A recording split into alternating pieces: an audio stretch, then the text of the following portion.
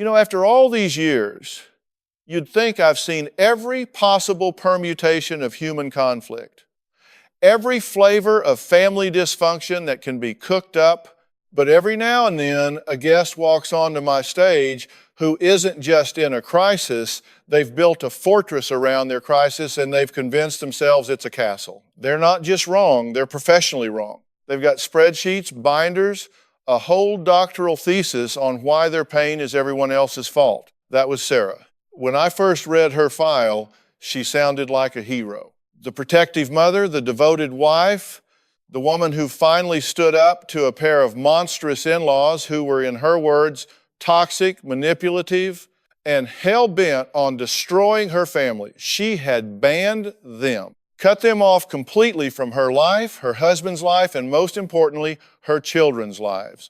The language was stark, absolute banishment.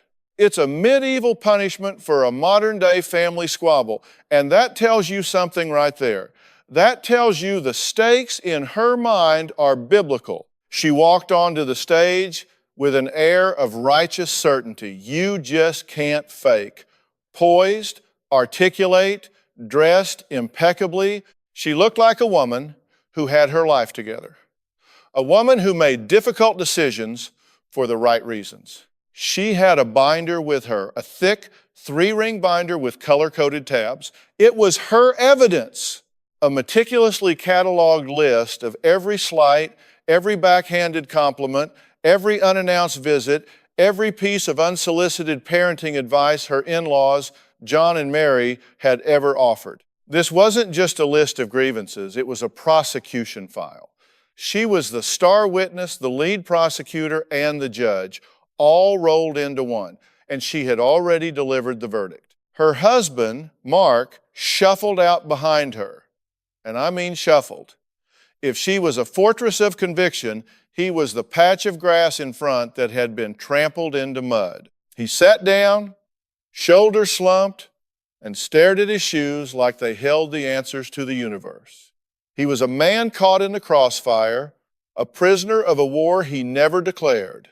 He loved his wife, he loved his parents, and in the war between them, he had become a casualty. He wasn't a participant, he was just collateral damage.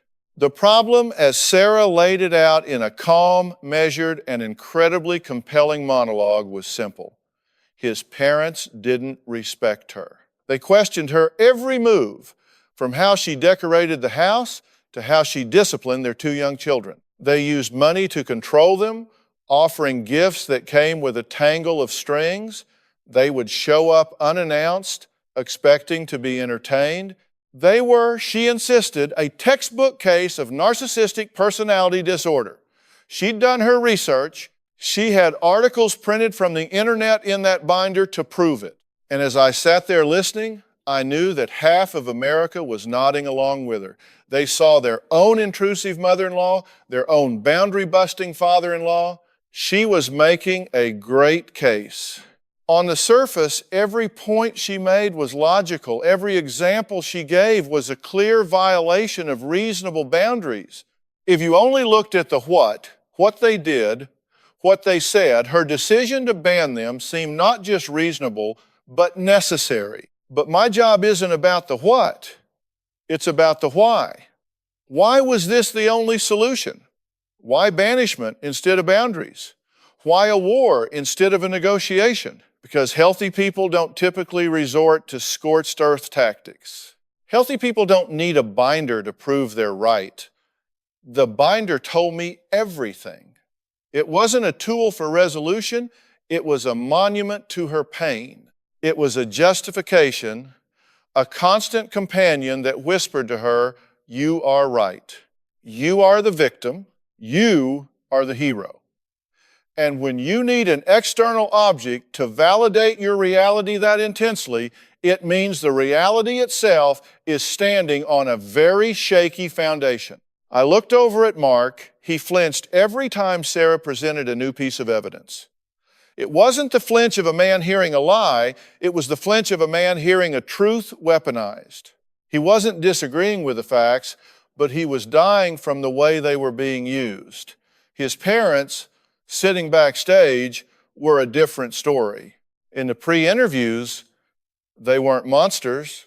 They were clumsy, old-fashioned, a bit overbearing, maybe. They saw their son's family not as a separate entity, but as an extension of their own. They didn't see boundaries. They saw one big, messy, loving circle. Their methods were flawed, absolutely, but I wasn't getting malicious intent. I was getting a profound generational disconnect. They were operating from an old playbook, and Sarah was living in a completely different world. So here we had it. The righteous wife, the beaten down husband, and the so-called toxic in-laws. It was a perfect storm of miscommunication, unmet expectations, and deep, unexamined pain. And Sarah, the self-appointed general in this family war, thought she was fighting for her family's survival. She had no idea that the person she was truly at war with was herself. And that binder wasn't her shield. It was the blueprint for her own prison. She just didn't know it yet. I let her finish. I gave her the stage to lay out her entire case, page by page, tab by tab. You have to let people feel heard before you can tell them what they need to hear. When she finally paused, taking a breath full of self-satisfaction, I leaned forward. Let's put the binder down for a second, Sarah. She looked at me, a flicker of confusion in her eyes. The binder was her power. Putting it down was like asking a soldier to lay down his weapon in the middle of a firefight. She placed it on her lap, but her hand never left it. It was her security blanket. I've heard everything John and Mary have done, I said, keeping my voice calm and even. I've heard your list of grievances, and I'm not here to tell you that you're wrong about any single one of those events. An unannounced visit is an unannounced visit. Unsolicited advice is unsolicited advice. I get it. But I'm interested in the intensity of your reaction. This isn't a list of complaints, Sarah. This is an indictment. You've gone to the death penalty. You've chosen familial execution. Why? She immediately tried to retreat to the safety of her script. Because Dr. Phil, as I've explained, their behavior is a pattern of disrespect. It's toxic, and I have to protect my children. There's that word again, toxic. It's a word people use when they want to end a conversation, not start one. It's a label that turns a person into a problem, a human being into a biohazard. It's a way of making a complex situation simple, and it's almost always a distortion. Tell me about your childhood. I said, changing the subject so fast, it was like yanking a tablecloth out from under a set of dishes. She blinked. My childhood? What does that have to do with anything? This is about Mark's parents. Humor me, I said. Tell me about your mom and dad. What was your home like growing up? Her posture, which had been so ramrod straight and confident, softened just a little. A crack in the armor. It was fine, normal. Normal is the word people use when it was anything but. Normal is a hiding place. Let's define normal, I pushed. Was it predictable? Did you know what to expect when you came home from school every day? Was it calm? Was it safe? With every question, I watched her knuckles go a little whiter on that binder. Mark, beside her, was watching her with an expression I see all the time. It was the look of a man who knows a storm is coming because he recognizes the clouds gathering. He'd seen this before. My father, he traveled a lot for work, she said, her voice dropping. My mother, she was emotional. Things could be great one minute and not so great the next. You just never knew.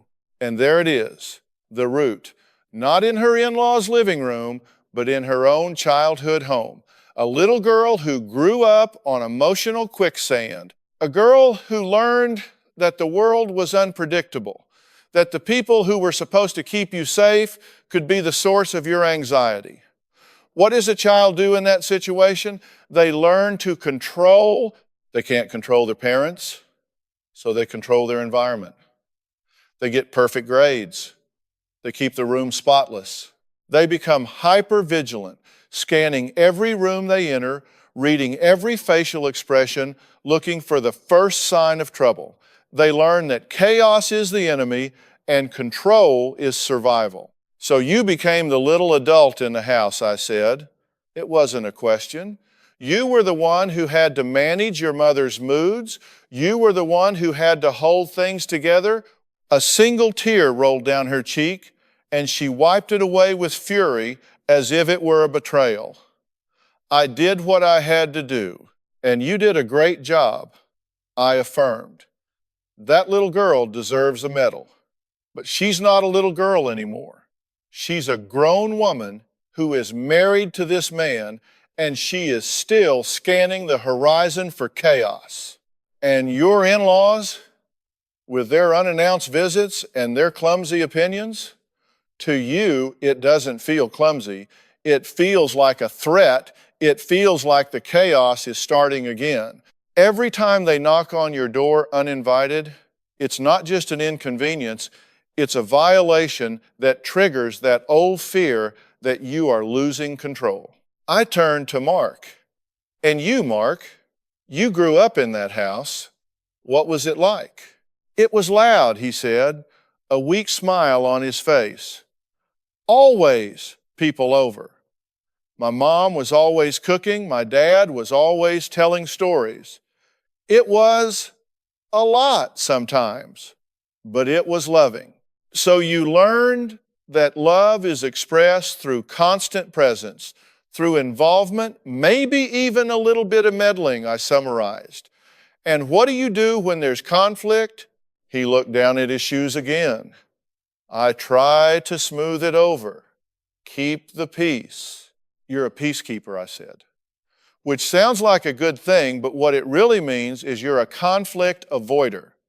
You'd rather swallow a bucket of nails than have an honest, difficult conversation.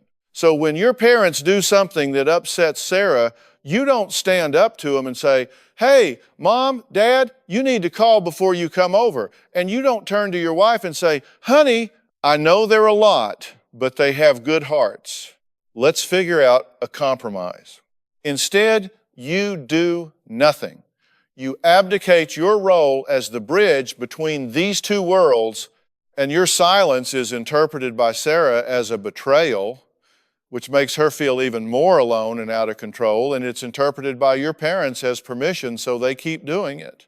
The system was now clear. Sarah's unresolved childhood trauma made her crave absolute control. Mark's conflict avoidance created a vacuum of leadership. And the in-laws, oblivious, just kept being themselves. This wasn't a problem of two malicious people attacking a virtuous couple. This was a 3-car pileup where every driver was looking in the wrong direction. Sarah thought the problem was her in-laws. But the problem was that she was using a bazooka to kill a fly, and her husband was hiding under the table instead of handing her a fly swatter. And her in-laws had no idea they were even in a war zone. They just thought they were coming over for a visit. Of course, she wasn't buying it. Not yet. The truth can feel like an accusation when you spent years building a case against it. She went right back to the binder. My childhood has nothing to do with them undermining my authority as a parent, she said, her voice regaining its prosecutorial edge. Everything has everything to do with everything, Sarah, I told her. We don't live our lives in neat little boxes. The ghost of that little girl who had to manage her mother's chaos is sitting right here on this couch, and she's terrified. And when she gets terrified, she gets controlling. So let's talk about the escalation. What was the final straw? What was the single event that made you decide to drop the hammer and declare them banished from your kingdom? Her eyes lit up. This was familiar territory.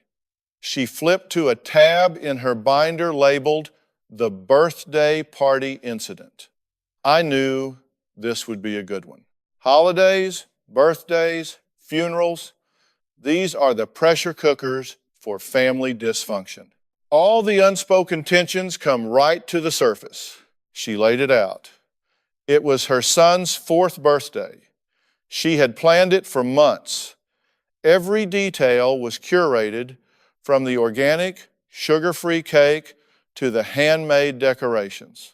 This party wasn't just a party, it was a statement. It was a testament to her competence, her control, her ability to create the perfect, stable, predictable childhood she never had. It was her masterpiece of order in a chaotic world. Then the in-laws arrived, an hour early.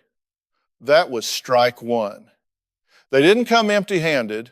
They came bearing gifts, so many gifts that it looked like a toy store had exploded in their car. The centerpiece was a giant battery-powered monster truck, the kind of toy Sarah had explicitly said she didn't want in the house. It was loud, obnoxious, and completely overshadowed the modest, age-appropriate wooden toys she and Mark had carefully selected. This was strike two, and in Sarah's mind, it was a deliberate power play, a way of saying, our money is bigger than your rules. But the final unforgivable sin happened at the cake-cutting ceremony. After everyone sang, and Sarah was doling out her carefully measured slices of healthy-ish cake, the grandmother, Mary, swooped in. She had brought her own contribution, a box of brightly colored, sugar-laden cupcakes from a commercial bakery. Oh, let him have a real treat on his birthday, she'd said with a big, beaming, and utterly oblivious smile, handing one to the birthday boy before Sarah could intervene. Now, for 99% of the world, this is a clumsy but well-intentioned grandmother. Annoying? Yes. Disrespectful of the mother's wishes? Absolutely. A fireable offense? Hardly. But in Sarah's world, this wasn't just a cupcake. This was a declaration of war. In her mind, this wasn't a grandmother spoiling her grandchild. This was a hostile takeover of her son's birthday party. It was Mary planting her flag in the middle of Sarah's carefully constructed territory and declaring it her own. It was a public assassination of her authority in front of all her friends and family. And where was Mark during all this? He was doing what Mark does best.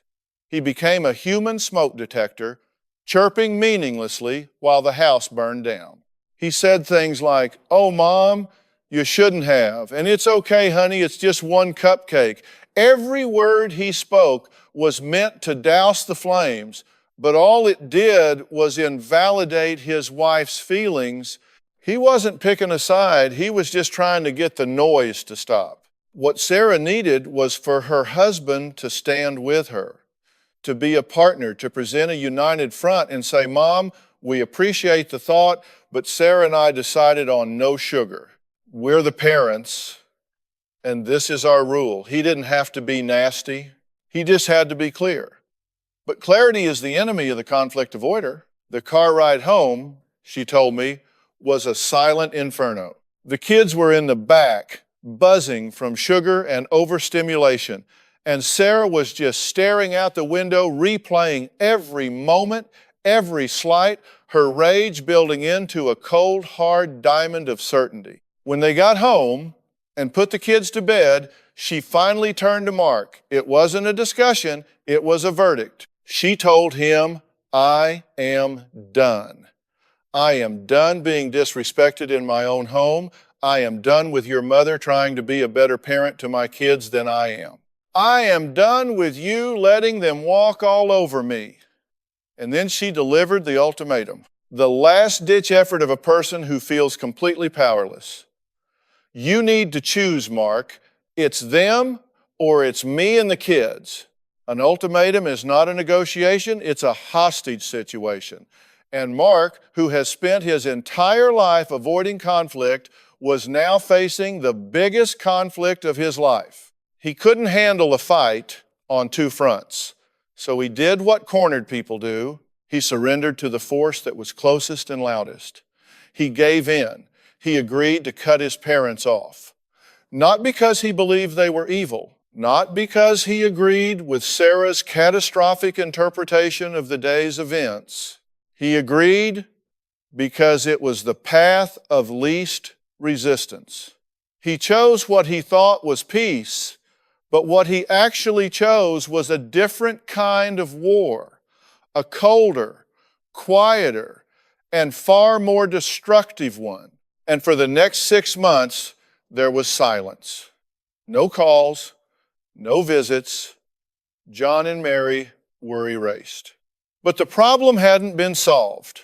The anger, the fear, the dysfunction, it was all still there, living in their house.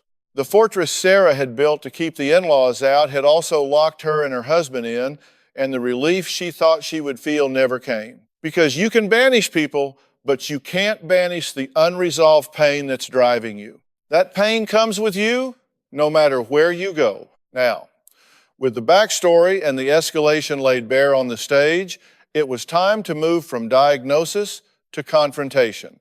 This is the part of the show where things get uncomfortable. It's where I have to hold up a mirror, and a lot of people don't like what they see. It's much easier to focus on the speck in your in-law's eye than the giant log in your own. I brought John and Mary out onto the stage. You could feel the temperature in the room drop by 20 degrees.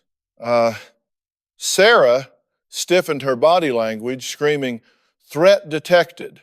Mark looked like he was about to have an out-of-body experience. John and Mary, on the other hand, just looked sad. They looked bewildered, like two people who had been found guilty of a crime they didn't even know they'd been accused of. Mary spoke first, her voice trembling. "We don't understand. We just love our son. We love our grandchildren. We don't know what we did that was so terrible." And Sarah, without missing a beat, opened her binder. Let me tell you, she began, her voice dripping with the righteous indignation she had been nursing for months. "Whoa! Whoa! Hold on," I said, putting my hand up. "Close the book, Sarah. The book is about the past. The book is about keeping score. Keeping score is for games, not for families. In families, when you keep score, everybody loses." I turned to Mary. "Mary, let me ask you, the birthday party. You brought cupcakes after Sarah made a special cake. Why did you do that?" She looked genuinely confused. "Because kids love cupcakes. It was his birthday. I thought he should have a bright, fun, sugary treat. My mother always made sure we had extra sweets on our birthday. It was how we showed love." I wasn't thinking about her cake. I thought it was just adding to the celebration, and there it is. The disconnect. To Sarah, it was a power play, a hostile act. To Mary, it was an act of love, translated from her own childhood playbook. Clumsy? Yes. Thoughtless? Yes. Malicious? Not a chance. She wasn't trying to undermine Sarah. She was trying to love her grandson in the only way she knew how. "And showing up an hour early?" I asked John. He shrugged, a big, hearty man who looked lost on the television stage. "We were excited. We wanted to see if they needed any help setting up. In our house, you don't wait for an invitation to be family. You just show up and pitch in." Again, a different playbook, a different set of rules from a different generation. What he saw as helpful, Sarah saw as intrusive. What he saw as family, she saw as a violation of boundaries. Neither of them was wrong, but they were both operating on completely different assumptions about how the world works. "The problem here isn't malice," I said, looking from Sarah to her in-laws. "The problem is a massive failure to communicate. You all are speaking different languages and then getting furious that no one understands you." I turned my full attention to Sarah. This was the moment. "Sarah, your in-laws are not your emotionally unpredictable mother. They are not the source of chaos you've been fighting against your whole life. You have projected a lifetime of fear and a desperate need for control onto these two people. And you've turned a set of minor irritations into a federal case. You've mistaken bad manners for a declaration of war. Do you see that? She shook her head, defiant. Her entire identity for the past 6 months had been built around being the victim, the protector, the righteous warrior. To give that up would mean she wasn't the hero of the story. It would mean she was just part of the problem. No, she said, they constantly disregard my rules. So why haven't you and Mark ever sat down with them as a calm, united team and clearly, lovingly laid out the rules of engagement? I asked. Her eyes darted to Mark, a silent accusation. Because of you. I'm looking at you, Sarah. I pressed.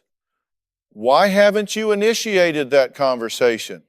A real conversation, not an ambush, not an ultimatum, but a mature adult discussion about expectations. Because they wouldn't listen, she stammered. How do you know? You've never tried. You've gone from 0 to 100. You've gone from silent resentment to total banishment. You skipped the most important step, communication. You didn't set a boundary, you built a wall. Walls don't just keep people out, Sarah. They lock you in. And you've been living in a prison of your own making for 6 months. Has it made you happy? Has this Cold War brought peace to your home? The silence was deafening. Mark was staring at the floor, but I could see his shoulders shaking. Mary was openly weeping into a tissue. John had his arm around her, his own eyes glistening. And Sarah, her face began to crumble. The mask of righteous certainty was cracking under the weight of the truth. That thick binder in her lap no longer looked like a shield, it looked like a tombstone. It was a monument to a war that had only produced casualties, no victors. You've been so busy being right, I said, softening my voice. So busy collecting evidence and building your case that you never stopped to ask yourself if you wanted to be right or if you wanted to be happy. You never stopped to ask what your children were losing. They've been denied their grandparents for 6 months, not because their grandparents are dangerous, but because you are scared. You are a little girl who is still terrified of chaos, and you are burning your family to the ground to keep yourself warm. That's when it happened. The breakthrough. It wasn't a sudden flood of tears or a dramatic confession. It was quieter, more profound. She looked down at the binder, and for the first time, she saw it for what it was. She gently pushed it off her lap, and it landed on the floor with a dull, heavy thud. It was an act of surrender. Not surrender to her in-laws, but surrender to the truth. She was letting go of the narrative that had sustained and imprisoned her. She looked up at me, and her eyes were no longer defiant. They were just tired. Tired of fighting a war she had declared against a ghost. The thud of that binder hitting the floor was the loudest sound in the studio. It was the sound of an ending, but also the sound of a potential beginning. The air shifted. The tension didn't disappear, but its nature changed. It went from the brittle energy of a standoff to the heavy, thick atmosphere of grief and exhaustion that comes after a long battle. Everyone on that stage was a veteran of a war they hadn't even understood they were fighting. I let the silence hang there for a moment. You have to give people space to process a moment like that. When a dam breaks, you don't immediately start talking about rebuilding. You have to let the water settle. Finally, I turned to Mark. His silence had been a powerful character in this whole drama, and it was time for him to speak. Mark, I said, and his head snapped up. You heard all of this? What's your role here? What's your truth? He took a deep, shuddering breath. It was the breath of a man who's been holding it for years.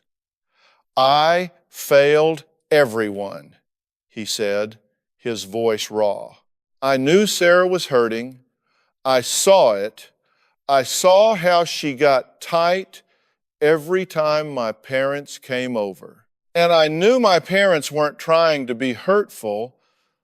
I knew they were just being them. I was in the middle and I froze. I didn't want to hurt my parents' feelings.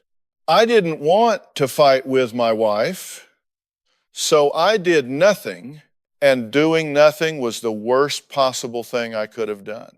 It was like I was telling Sarah, your feelings don't matter enough for me to risk a difficult conversation.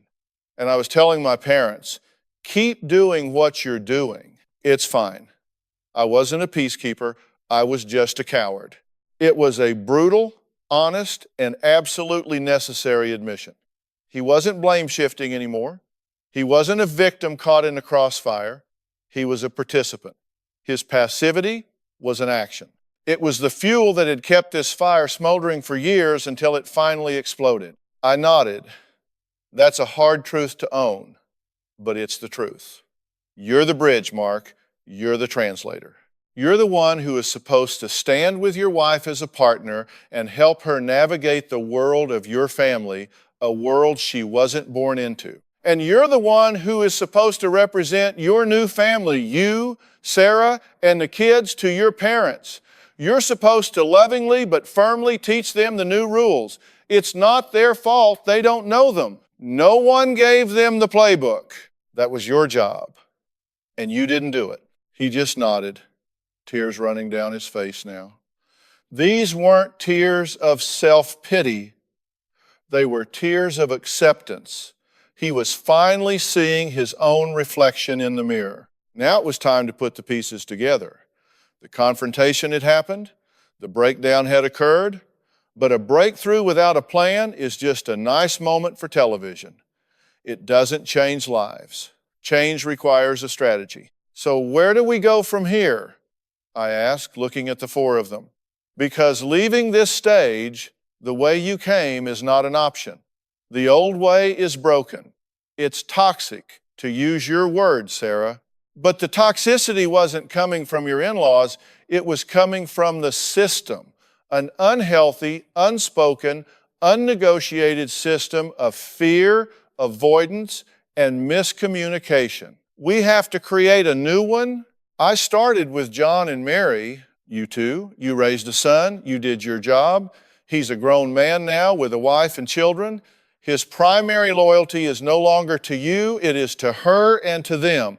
That's the proper order of things. That doesn't mean he loves you less.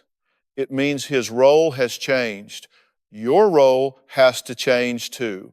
You are no longer the primary caregivers. You are the grandparents. It's a supporting role, not a starring one. And that means you have to respect the director of the play, and the director is Sarah.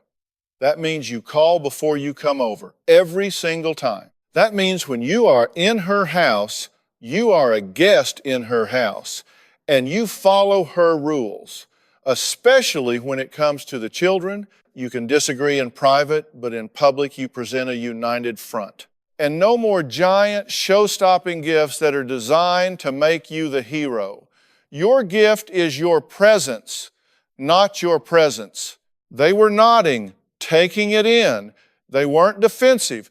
They were just listening. They wanted their family back, and for the first time, someone was giving them a clear set of instructions on how to do that. Then, I turned back to Sarah and Mark. You two, you have to operate as a team, a united front. That means you have to get on the same page behind closed doors. Sarah, you have to trust your husband to have your back. And Mark, you have to actually have her back. No more freezing, no more avoiding. You have to find your voice. When mom and dad overstep, you are the first responder.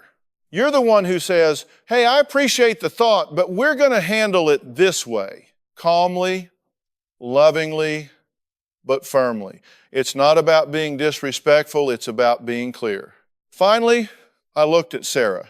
And you, Sarah, you have some work to do. That little girl inside you who is so afraid of chaos needs some attention.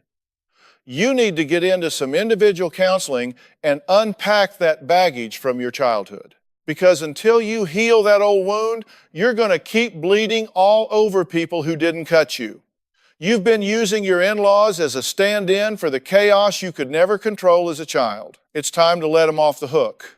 It's time to stop fighting ghosts.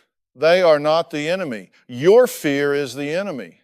I laid out a plan, a series of steps. First, an apology, a real one. Sarah needed to apologize for the ultimatum and the banishment. Mark needed to apologize for his passivity. John and Mary needed to apologize for not respecting the boundaries they didn't even know existed. It wasn't about admitting who was more wrong. It was about everyone acknowledging their part in the breakdown. Second, they were to sit down once a week, just the four of them, for the first month. No kids, just a calm, mediated conversation about expectations. What does a visit look like? How are holidays handled? What is the policy on gifts? They needed to write a new playbook together. It was a tall order. This wasn't a quick fix. This was the beginning of a long, difficult process of unlearning decades of bad habits. It required courage from Mark, humility from Sarah, and a willingness to adapt from John and Mary. The outcome was not guaranteed. The show ended, the lights came down, but the story, of course, was far from over. What happens on my stage is a beginning. It's the moment a door is unlocked, but the people themselves have to choose to walk through it, and they have to keep walking long after the cameras are gone.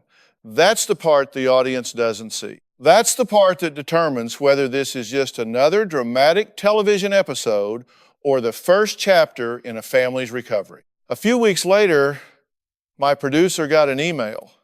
It was from Sarah. It was short, but it told me everything I needed to know about the direction they were heading. She said the ride to the airport after the show was the first time in over a year that the four of them had been in a car together without an atmosphere of suffocating tension. It wasn't cheerful, she wrote, but it was quiet. A peaceful quiet, not a hostile one. She said Mark held her hand the whole way, and for the first time, it didn't feel like he was just trying to placate her. It felt like he was connecting with her. She told me they had the first of their scheduled meetings. It was awkward, stilted. John and Mary were walking on eggshells, terrified of saying the wrong thing. And Sarah found herself biting her tongue, resisting the urge to pull out a mental list of past grievances every time a difficult topic came up. Mark, she said, was the surprise. He led the meeting. He set the agenda, which was simply, how can we start over? He was the one who turned to his parents and said, we need you to call first. It's not because we don't want to see you. It's because our life with two small kids is chaotic and we need to have some predictability. It helps Sarah and that helps us as a family. He said it without anger, without blame. It was just a simple, clear statement of need. And his parents, hearing it from him in that calm, confident tone, just nodded and said, okay, we can do that. It was a small thing, a conversation about phone calls, but it was everything. It was the first brick in a new foundation. Mark was no longer a passive bystander. He was an active architect of his family's new reality. And Sarah, by letting him lead, was learning to let go of the need for absolute control. She was learning to trust her partner. The real test, of course, would be when things went wrong. Because they will. Someone will forget to call. Someone will say something thoughtless. An old pattern will try to reemerge. The question isn't whether they will hit a bump in the road. The question is whether they've learned how to fix a flat tire together instead of abandoning the car and blaming each other. The outcome for a family like this is never a perfect Hollywood ending where everyone suddenly loves each other unconditionally and all past hurts are forgotten. That's not real life. The best case scenario here isn't a return to some mythical good old days. It's the creation of something new, a functional relationship based on realistic expectations, clear communication, and mutual respect. It's a relationship that might always have a little bit of scar tissue, but it's healthy. It's a negotiated peace. And in many families, that's a monumental victory. I think about Sarah's binder. For so long, it was her most prized possession. It was the proof she was right. But being right had made her miserable. It had isolated her, alienated her husband, and cost her children their grandparents. The moment she let that binder fall to the floor, she made a choice. She chose the possibility of connection over the certainty of being right. She chose vulnerability over a well-fortified prison. And what about the alternative? What if she hadn't been able to let it go? I've seen that happen too, many times. The person clings to their binder. They leave the stage more convinced than ever of their own righteousness. They go home and the walls get higher. The silence gets deeper. The husband, Mark, would have eventually been crushed by the weight of the division. Marriages rarely survive that kind of sustained, foundational conflict. He would have had to make a choice, and either way, he would lose. The children would grow up in a home defined by that schism, by that anger. They would hear one side of the story, a narrative of villainous grandparents and a victimized mother. They would grow up with a distorted view of family, love, and conflict resolution. The dysfunction would be passed down, a toxic inheritance for the next generation. That's the real tragedy. When we don't deal with our own pain, our own history, we don't just hurt ourselves, we mortgage our children's future. Sarah's war with her in-laws was never really about them. It was about her past. And if she hadn't faced that, she would have sentenced her own children to live in the shadow of a childhood she was so desperate to escape. I don't know for sure how their story will end, but I have hope for them. I have hope because they were willing to be honest. They were willing to look at the ugly truth, both about themselves and about the system they had created. Change is impossible until you get brutally honest about what needs to change. They took that first terrifying step. They let the old narrative die on my stage. And in doing so, they gave themselves the chance to write a new one, a better one, a story not about being right, but about being a family. It won't be a fairy tale, but it has a chance to be real. And in the end, that's the only kind of story worth fighting for.